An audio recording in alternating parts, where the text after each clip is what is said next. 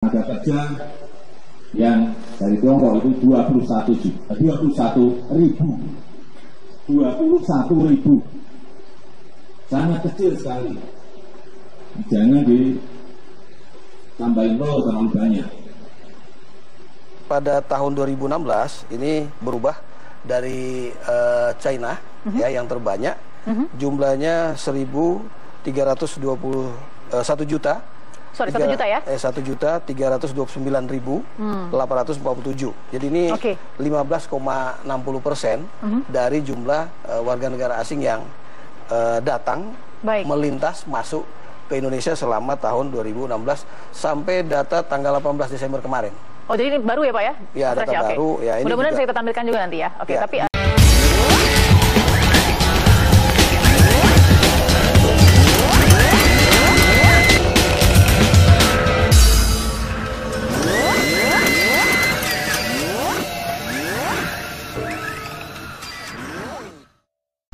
hitungan kita sampai hari ini tenaga kerja yang dari Tiongkok itu 21.000,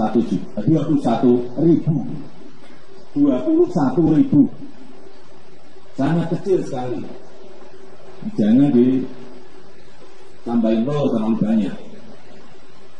Pada tahun 2016 ini berubah dari China ya yang terbanyak, jumlahnya 1.329.000. Sorry, 1 juta ya? 1.339.847. Jadi ini 15,60% dari jumlah warga negara asing yang datang melintas masuk ke Indonesia selama tahun 2016 sampai data tanggal 18 Desember kemarin. Oh, jadi ini baru ya Pak ya? Ya, data baru. Ya, ini mudah-mudahan saya tampilkan juga nanti ya. Oke, tapi ini yang terdaftar, dan ketika kami meminta kepada Kementerian Tenaga Kerja, yang tidak terdaftar berapa? Memang itu di luar kewenangan daripada Kementerian Tenaga Kerja. Karena mereka hanya bisa ngecek yang mendaftar. Melalui IMTA meminta izin kerja dan IMTA, sebagainya. Nah, sementara tadi Pak Roni mengatakan sudah sampai angka 1.300.000, which mean ini mungkin berdampak terhadap yang namanya kunjungan wisata. Tapi kalau terus dihabis dari sebagai wisman, terus dia bekerja, bagaimana tadi sudah dilihat, ditangkap dan sebagainya. Ini yang bertanggung jawab siapa? Betul. Nah, ini yang kemudian kita melihat bahwa pada posisi ini pemerintah kalau mengandalkan satu lembaga, satu kementerian ini nggak akan sanggup. Kita sebut aja misalnya hanya membebankan kepada imigrasi begitu ya? Nggak bisa.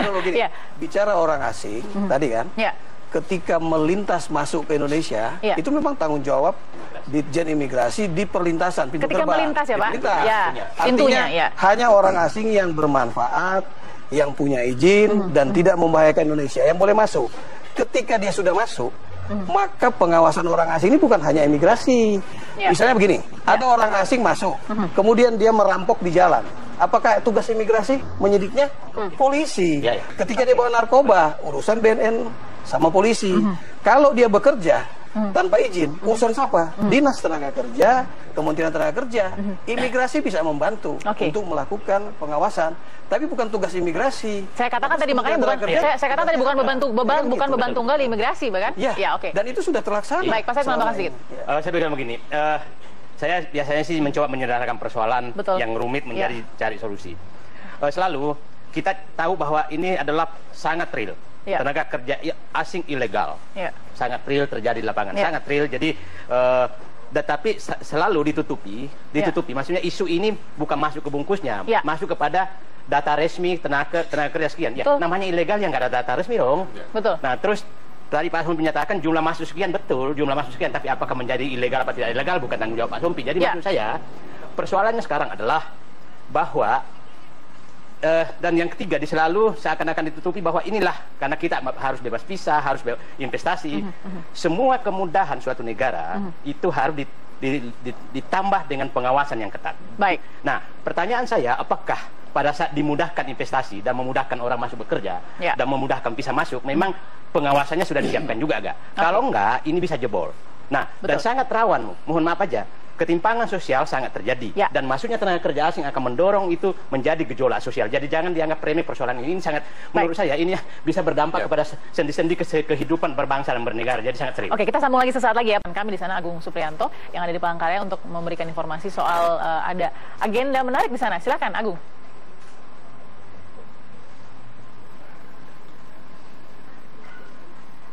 pukul 7 malam tamu undangan dari beberapa gubernur, Pak Pamdam, Mayor Jenderal Andika Perkasa, Peraturan Dewan Adat, Kalteng, Kapolda Sulawesi Tengah, Brigjen Jenderal Polisi, Regal, dan Ketua Umum dari Pusat Pargiono. Terus memadati Istana Semulang, mereka datang untuk mengikuti kegiatan ramah tamah dan refleksi merajut kesejahteraan nasional di Istana Semulang, Palangkaraya, Kalimantan Tengah. Acara dimulai dengan tarian daerah Kalimantan Tengah. Selain itu, berbagai acara lain disiapkan oleh panitia, diantaranya adalah makan malam bersama kemudian pidato Menteri Sosial Kofifah Indar Parawansa. Mbak, halo? Ini ada Permenaker 16. Ya. Halo? Baik, Agung.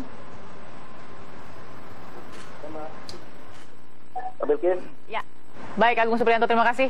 Laporan dari Palangkaraya, Kalimantan Tengah ya. Kita kembali nanti jika ada perkembangan terbaru ya, Agung ya. Terima kasih. Oke, kita kembali ke dialog kita. Tadi Pak Saitan sudah menyatakan bahwa ini bukan hanya beban imigrasi, betul. Tapi bahwa semua punya andil yang sangat besar, iya kan, Pak Said? Bagaimana? Saya pikir begini, kita lihat aja modusnya deh. Modusnya supaya kita memecahkannya ini. Modus adalah selalu menumpang bahwa dia punya proyek yang harus diselesaikan dengan cepat. Itu modus pertama. Ya, thank you project. Padahal di Undang-Undang Tenaga Kerjaan tidak ada istilah thinker project, pokoknya tenaga kerja kasar tidak boleh masuk, intinya begitu. Nah, kalaupun masuk di atas harus dampingi, di bawahnya harus macam-macam aturannya. Jadi jangan gara-gara thinker project semua undang-undang dilabrak. Itu yang pertama. Yang kedua, bahwa menurut saya modus itu modus yang pertama. Modus yang kedua menyatakan bahwa tenaga kerja ininya adalah lebih murah. Belum tentu. Ya. Belum tentu lebih murah. Tapi jelas jelas. Nah, yang ketiga selalu menyatakan dibungkus bahwa ini demi menarik investor. Sebentar dulu. Tujuan investor diundang adalah untuk menggerakkan ekonomi Indonesia dan menampung tenaga kerja Indonesia. Bukan menggerakkan ekonomi negaranya dia dari Indonesia dan menampung tenaga kerja dia di Indonesia. Itu prinsip yang sangat. Jadi prinsip yang sangat penting. Jadi kalau pemerintah sudah berpendapat bahwa masuklah investor ke Indonesia, maka prinsipnya adalah dia harus menggerakkan ekonomi Indonesia, dia harus menampung tenaga kerja Indonesia. Kalau dia sudah tidak memenuhi itu, maka itu bukan investor namanya, tapi adalah penjajahan ekonomi yang masuk ke Indonesia.